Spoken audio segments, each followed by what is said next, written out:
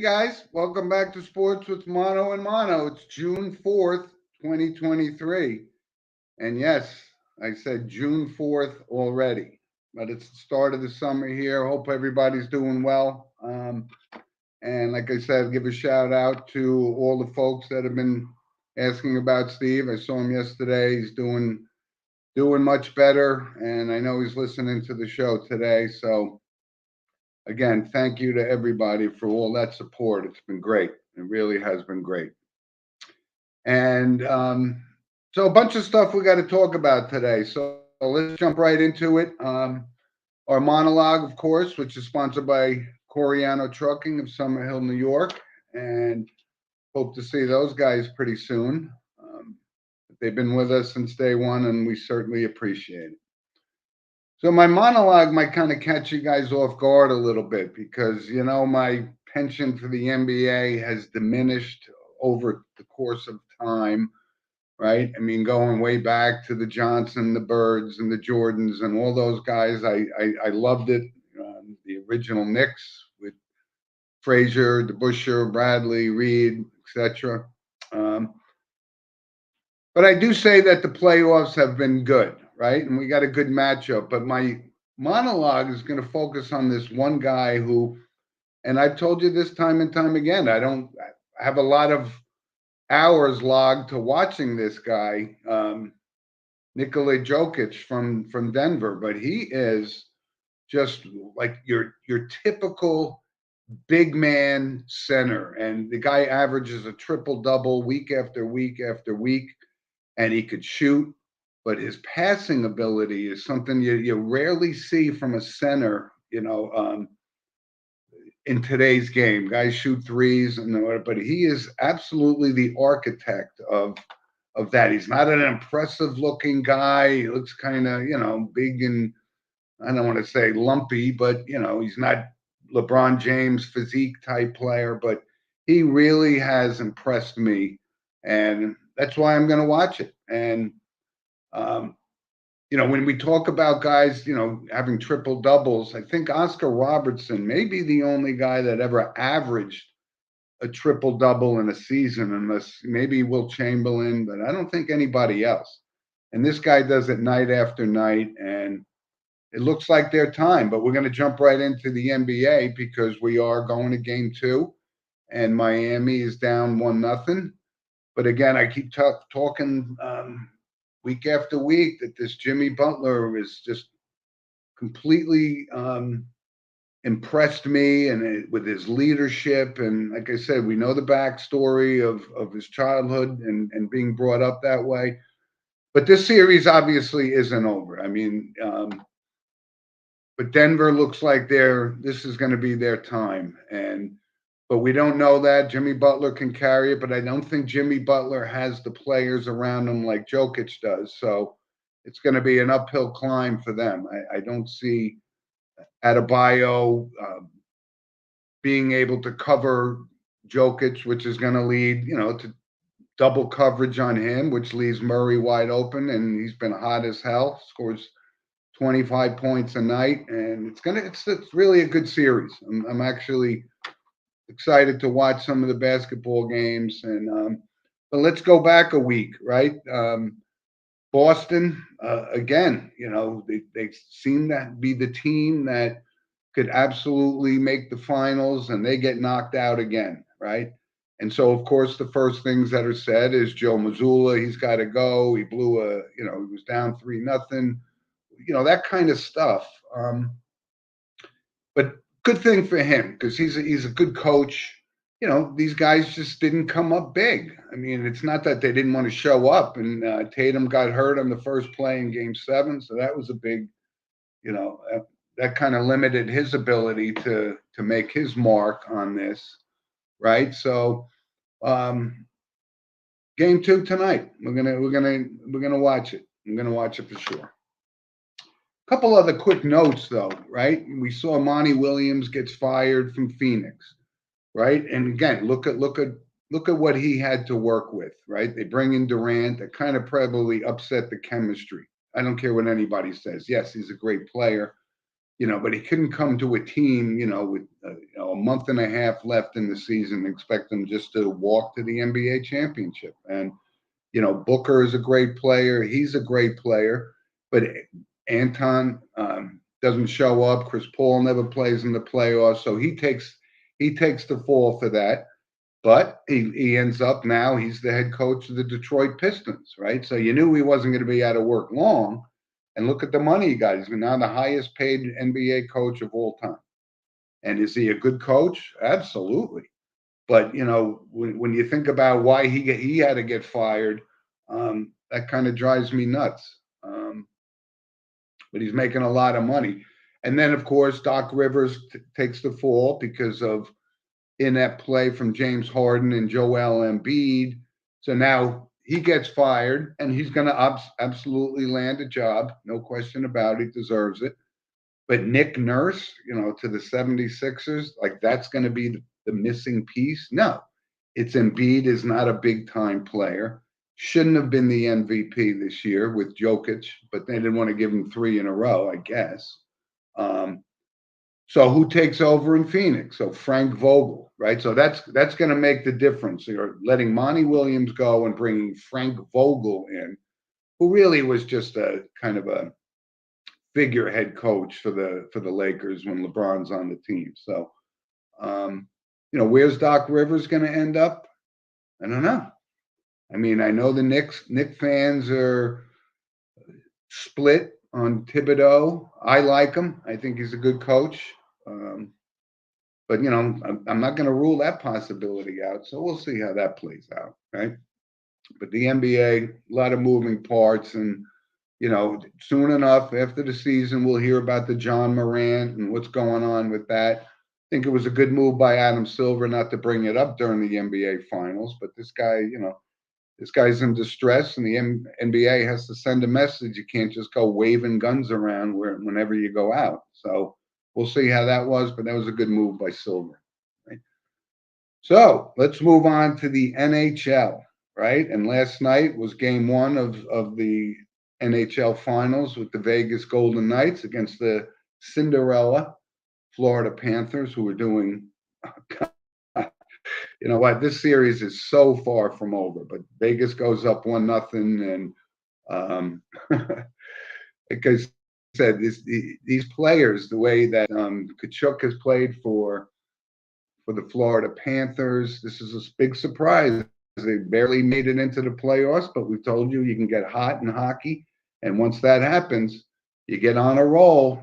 It's hard to stop. So this is going to be a hard-fought at least 6 games, possibly 7-game series.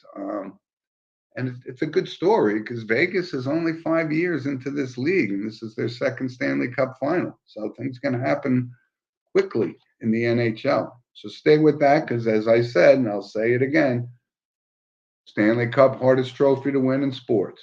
A couple other quick things, though. So and NHL coaches get fired left and right in this, and this is no different. The offseason, the Rangers fired Gallant. Barry Trotz, right, who I think is a great coach, but now he's the GM back in Nashville, and that's where he made his mark as one of the great coaches. And but he comes in right away and says this isn't working, so he fires John Haynes, and they hire Andrew Brunette. And I keep saying, okay, well, what are the Rangers doing? What are we waiting? What's taking time? You got to put somebody in that captain's chair to lead this team. And I'm still surprised that Gallant got fired, but there was a lot of controversy that's coming out, and him and Drew, he didn't see eye to eye after a particular game, and that ends up costing him his job. And ironically, who was the coach of the Vegas in their first Stanley Cup was Gerard Gallant, right? And now sticking with the Rangers, right? We always suspected that something wasn't right when they got Patrick Kane, and he wasn't playing like the Patrick Kane Hall of Famer that he's going to be. And it turns out there's a reason, and he had some sort of a hip issue. And I don't know who knew about it, who didn't know about it, but the fans certainly didn't know about it. And we expected him to come in, and he was going to be quote unquote the missing piece for the Rangers. who again, great, great regular season, but it's really doesn't matter when it comes to the playoffs. You win or you go home, and that's what happened to the Rangers. So a lot of moving parts in the NHL too. So there's good stuff going on there. So stick with the finals here. So you got the NBA and the NHL finals going basically alternate nights. Not sure why. Again, I keep telling you why these NBA guys get 4 days off and the NHL guys get one. It's mind-boggling to me. So let's move on to Major League Baseball. And, it's got a couple of quick points I wanted to bring up with this one. First of all, we always talk about the Yankees and the Mets, right? We're East Coast guys. I'm a Yankee fan, a lot of Met fans around. And, these guys, week from week, they could win games, they lose games, right? So the Yankees were, an abomination. And even I said it. They didn't make any significant off-season deals to replace, Donaldson and Hicks. Well, Hicks is now gone, finally. But this Aaron Judge, he is carrying this team. He's having this MVP type season again. Obviously, it's going to come down to him and Shohei Ohtani, who's just wow, And he's like a Jokic to me. We don't get to see them play a lot because they're on the West Coast. But this guy was 4 for 5 last night. He's having an MVP type season, but so is Aaron Judge. And Aaron Judge made a catch last night in Dodger Stadium, and we were watching the game. And I mean, you got to fix this. A guy that big, 6'7", 250, crashes into the wall. It's not supposed to give. Doors aren't supposed to open. I mean, this is so dangerous. And, it could have turned out to be, a very unfortunate situation, not only for the Yankees and Aaron Judge, but for Major League Baseball. That should not be a Major League Baseball outfield wall. It just can't be that way. And Dodger Stadium is legendary. I've been there for a game. It's great. The atmosphere is great. All of the, Hollywood goes to games now when it's on national TV. But that was a dangerous situation, but what a great play. And, so the Yankees have starting to pull it together. And they're doing it with the pitching staff, which I didn't think was good enough to keep them afloat. But you want to talk about one guy carrying the team, that's Aaron Judge. And then on the other side, you have the Mets. And again, the Mets were playing sub 500 baseball for the beginning of the season, and people started panicking. And I'm saying, well, I told you, I didn't see any wholesale changes on the Mets either. Now they're starting a rookie third baseman and a rookie catcher, and these guys haven't come, but now Verlander and Scherzer are starting to pitch well, and they've started to, win games. And Buck Wall is the best ever. So he's keeping this team, and the Mets are hanging in there. But you look at the money they're paying these guys, and they keep bringing like Tatis up and all these other guys in the San Diego Padres. Francisco Lindor is hitting like 210. I mean, you can't. I know, and then everyone will say, "Yeah, but what about Andrew Volpe for the shortstop for the Yankees? He's hitting 200, if that." Well, he's a rookie, and he's not making $40 million a year or whatever Lindor is making. So these guys have to come up big. But when you look at the landscape of Major League Baseball, the Yankees, yeah, they started off behind. The Rays got off to a historic start. Things are starting to balance out in a 162 game season, which we know is going to happen. So we'll see how that pans out. But I think the two biggest surprises in Major League Baseball, still the Baltimore Orioles and the Arizona Diamondbacks. I mean, I know producer Rob is our resident Pittsburgh Pirates fan, but they're coming back to earth. They're just about 500 now, and they'll be sub 500 before the end of the season because they just don't have the talent, and they're missing this kid Cruz at short. But baseball is, what are we, a quarter of the way through? Maybe a little more. But there's just, the Met fans and Yankee fans are so finicky. Just let these guys play the 162 game season and see how it works out, because, the Yankees are only 6 games out of first place, and there's a long, long way to go. But again, when you look at the San Diego Padres and that payroll, I mean, I just, it's mind-boggling to me. You try to buy this whole super team concept, right? They do it in the NBA, and it doesn't always work out as planned, right? Just a couple other one-offs. You see this guy, Chris Sale, who when he's on is one of the best pitchers in Major League Baseball, but he's injury prone and he's hurt again. Came back from, I think, Tommy John or something. You hate to see when a guy just has that bug, that he has all this potential. And if Chris Sale stayed healthy for, like Scherzer and Verlander have done over the years, the guy would be going to the Hall of Fame. But otherwise, now he's going to be known as a great pitcher, but couldn't stay healthy, and that's a shame.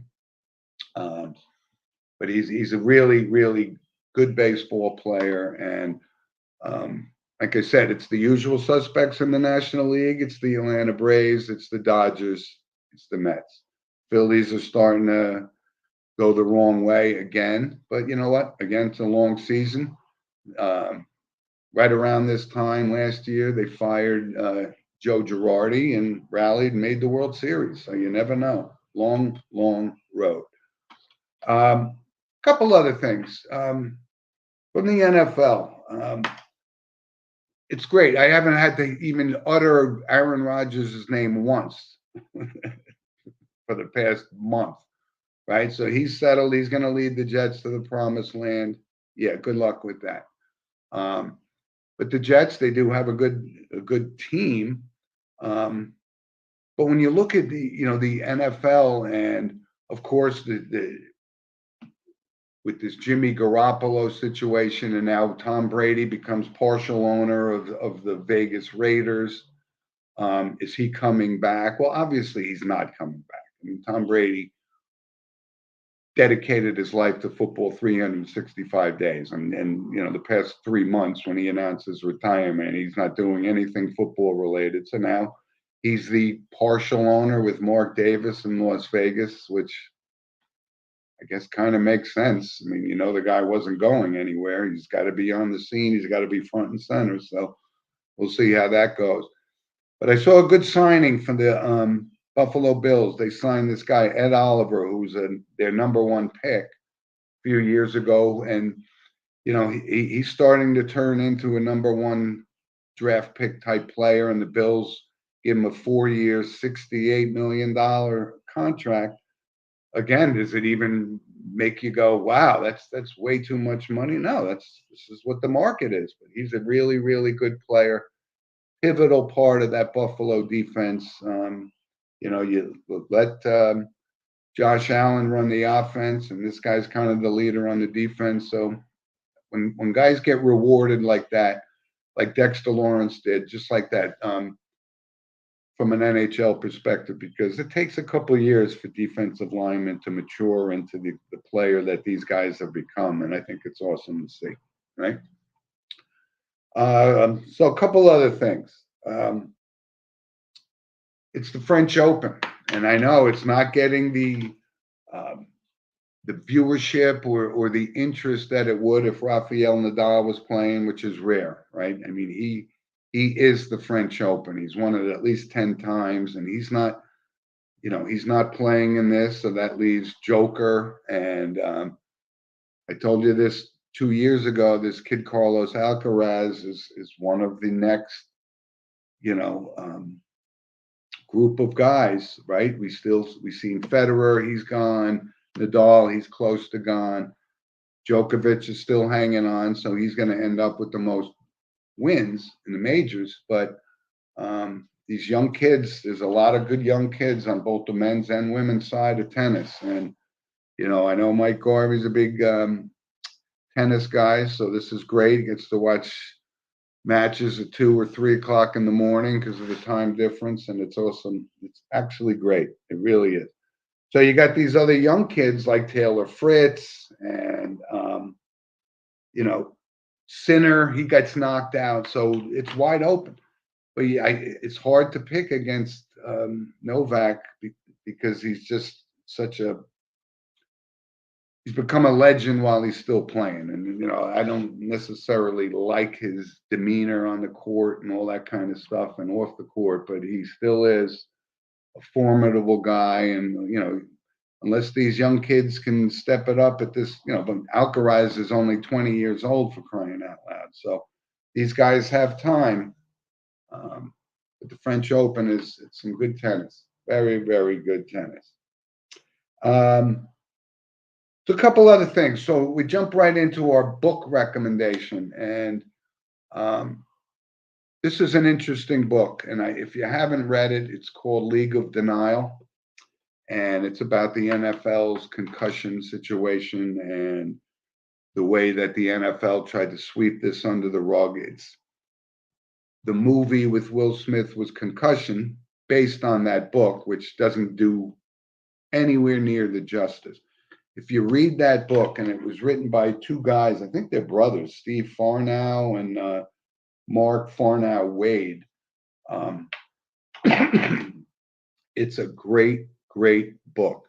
And I read the book, and the one thing that stood out for me was this concussion thing was something that Troy Aikman actually said. In the third Super Bowl championship that he won, he actually said, "I don't even remember playing in the game." And now, if that's not the definition of a concussion and the potential long-term effects that we're seeing over and over again, and still, but the focus of that League of Denial book was obviously the Mike Webster story. So this CTE is a real thing.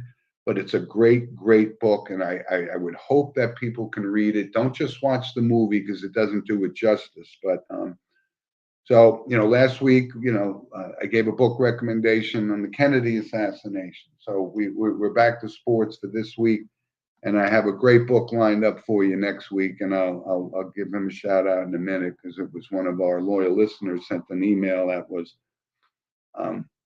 Well, let me jump right in. It was Jim Smith, one of our loyal listeners, and he brought this up, and he actually referenced the book that I'm going to have as our book recommendation for next week. And Jim, thank you. He wrote a very lengthy and articulate article on sports and this whole thing with paying athletes from these major universities. They're all making money on nil and transfer portals. And, Saban and the SEC came out and said, yeah, maybe we should treat these guys as employees of the university, which, my position since day one. I think getting a full ride to an academic institution and a scholarship, if you add all that up, what that costs, I think that's pretty damn good.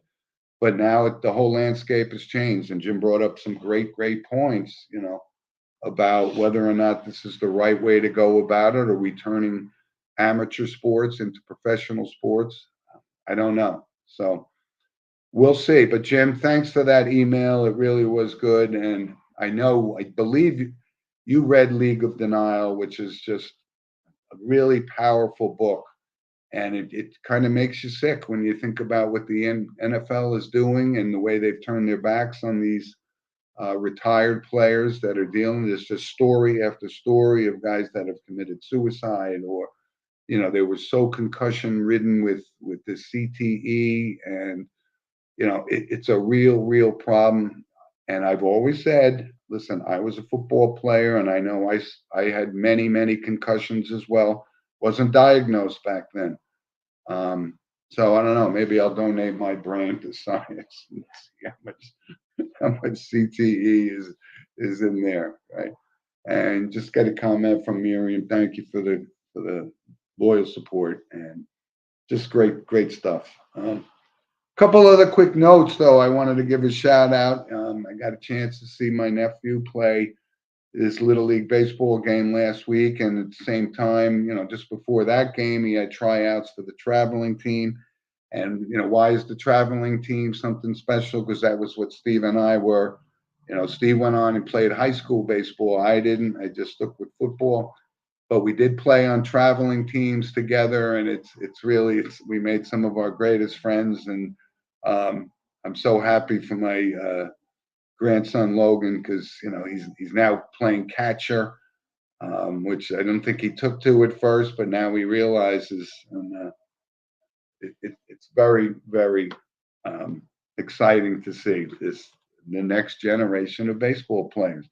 And you can drive through Oakland, New Jersey. There's 10 baseball fields, and they're always packed with kids. And this is what Steve and I did our whole lives growing up. And I'm so happy that he's carrying on that Monahan tradition, even though his last name is Miller. And one other quick shout out I wanted to give was to my granddaughter Hayden, who just looked adorable yesterday at her dance recital. She's just has this magnetic smile, and I'm so proud of her. I wasn't able to make it, but I had some pictures, and I just look at it saying, wow, how fortunate I am, not only to be a grandfather to these kids and a father to my daughters, but, and a host of sports with Mono and Mono. So it puts it all into perspective that, there's a lot of bad in the world, but there's also a lot of good, right? So let's jump into our random points of interest and just a couple of things. And they keep recycling some of these stories. And the one that caught my attention was this Le'Veon Bell. Right, here's a guy that left all this money on the table. Right, he was in the prime of his sport, and of course, first and foremost, our random points of interest week after week is sponsored by Lynch Toyota of Manchester, Connecticut, who I will see up for our annual Niagara fishing trip in September sometime. And Mike, thank you, and thank you for your support. But this Le'Veon Bell thing is just it just goes to show that some guys just can't stand success. And listen, don't feel bad for the guy. He made these decisions. He's the one that walked away from the money in Pittsburgh, but he signed some contract after sitting out a year, and he signs it with the Jets, and they paid him like 30 million guaranteed. But now, you know what? Your days are done, Mr. Bell. You had an opportunity to make your mark in history, and you were on your way to having a career like an Emmitt Smith or those kind of players, and you blew it. So no sympathy here. And yeah, he was smoking pot during just before his NFL game. So this is, you got to ask yourself, what does employers like to think about that, right? Paying them all that money. Oh, can't stand it. But a couple other things. Again, we talked last week about Glenn Kuiper making some stupid remark on air, cost him his job for the Oakland A's. And the same thing happens again. Glenn Schembechler, right? Son of Bo Schembechler, legendary Michigan coach, gets hired by the university. And this was by Jim Harbaugh himself, actually handpicked him.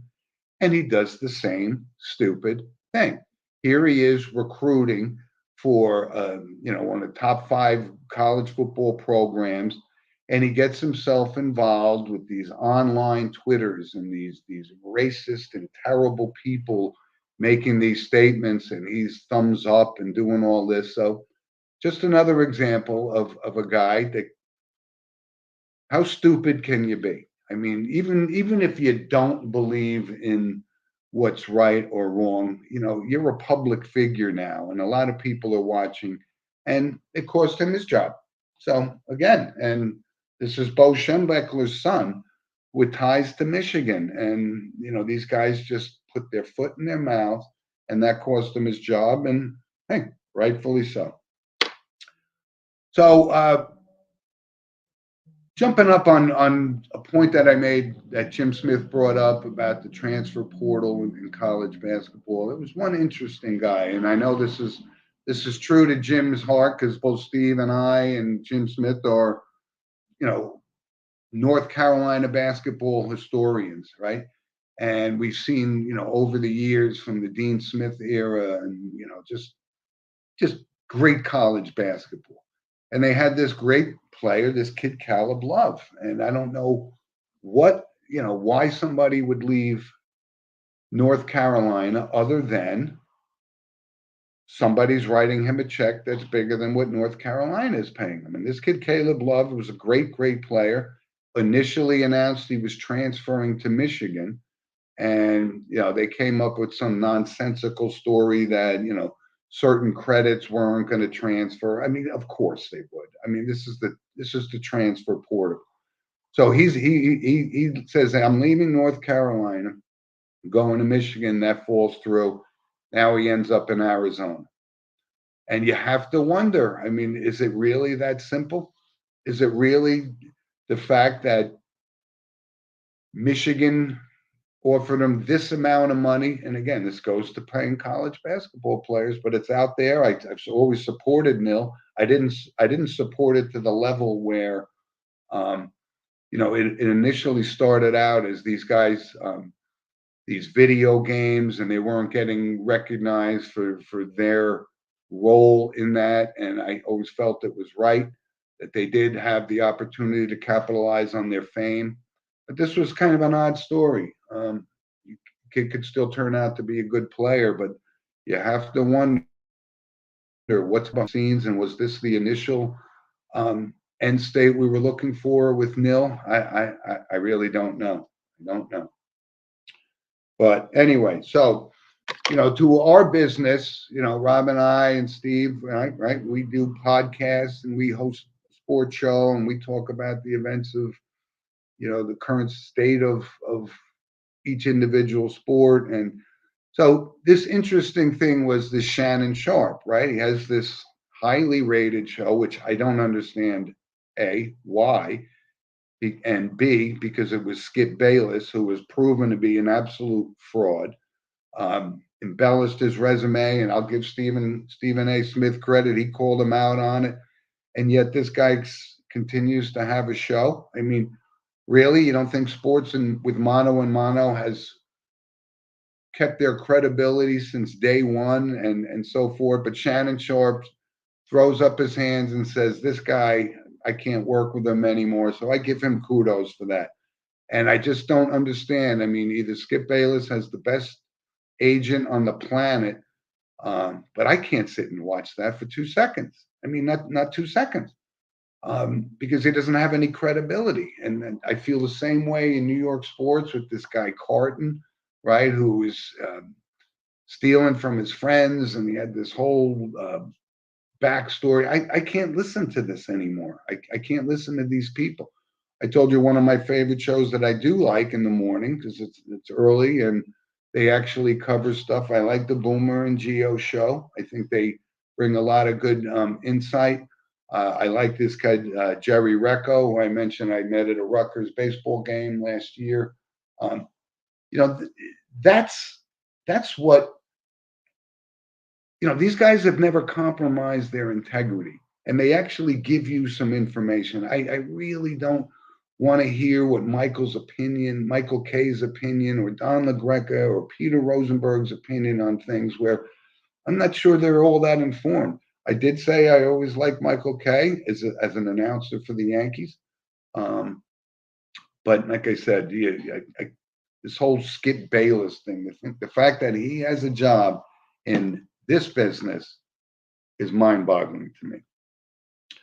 So we brought this other thing up about Deion Sanders and taking over the University of Colorado, right? Basically came in and forced everybody out. Says, I'm coming in, and all of these scholarship players go find another place to play. So everybody's all in on this. This guy hasn't proven himself to be anything, resembling a coach of a Division I football. He's got no proven record, but maybe he's a good administrator. But everybody's buying into this. So Colorado, I haven't seen a Colorado football game on television in 20 years, since the Cordell Stewart days, and when they actually won a national championship under Bill McCarthy. But now they get primetime games, and this is great marketing, I guess, for college football. but I'm not buying into it. And if anybody expects them to contend for a national championship, because if Deion Sanders is the head coach, I don't know where your thinking is. So good luck with that. Another interesting thing from a former ball player, Steve Garvey, right? And we as Yankee fans know him all too well. He was part of that Dodgers team that was, you know, Yankees beat in 77 and 78, and they ultimately won, a World Series. And he goes off to San Diego and has, finished his career in pretty good style, but he's running for the Senate in California, right? So you know what? Maybe this is a good thing. Maybe we're running out of these lifelong politicians. That would be a fresh face. The guy, was always in the news, and he was a great baseball player. So hey, why not the United States Senate? What else do we got going for us, right? Uh, one other quick thing, and we've talked about this, right? Especially past couple weeks. Brooks Koepka wins the PGA Championship, and we've spoken about this ad nauseum about Live Golf and my feelings on it and so forth. And the fact that they can play in these majors, I don't agree with. But this week is the Memorial, right? And when you think of the Memorial, it is Jack Nicklaus's course. It's his. He designed it. This is a great event, kind of almost considered the fifth major in golf. And he came right out and said, "I don't consider these guys part of of of the PGA Tour golf scene anymore. They made their decision, and we're going to stick by our decision. We got a great field out here at the Memorial, and when Jack Nicklaus speaks about golf, you got to listen. You really have to listen because it's amazing." And Rob, I think I sent you a picture. If you could pull that up while we're on the picture story of golf right here, because it's I just saw this in my USGA magazine this week. It's the Hollywood, there's a whole bunch of pictures of Hollywood actors, Bogart and Gable and Gene Kelly and these guys. They loved golf. But Rob, if you could pull that picture up, there's a great picture. You guys know, as I brought up, one of my favorite golf icons and idols of all time was Arnold Palmer. And from an acting perspective, when Rob can pull up the picture, there it is. Look at that. Now that's Arnold Palmer on the left. That's Jackie Gleason on the right, and his typical pose. And I sent it to my brother today. Says, I used to have this picture hanging over my bar in my house, and it's hanging up at his golf club up in Weekapaug, Rhode Island. So I just love this picture because Jackie Gleason is one of my favorite uh, Hollywood guys of all time. Arnold Palmer, one of my all-time sports idols. Great picture, Rob. Thanks for pulling that up. So we move on to our notable passings, and it's kind of been, good news on that front. But there was a notable passing that kind of had special meaning to me too. Bill McGovern, and Bill McGovern, 60 years old. And here's the tie-in. He was a Bergen Catholic star, standout football player at Holy Cross. I think led the nation in interceptions one year as a defensive back. And he went on to such, a great career. He coached at Pitt. He coached at,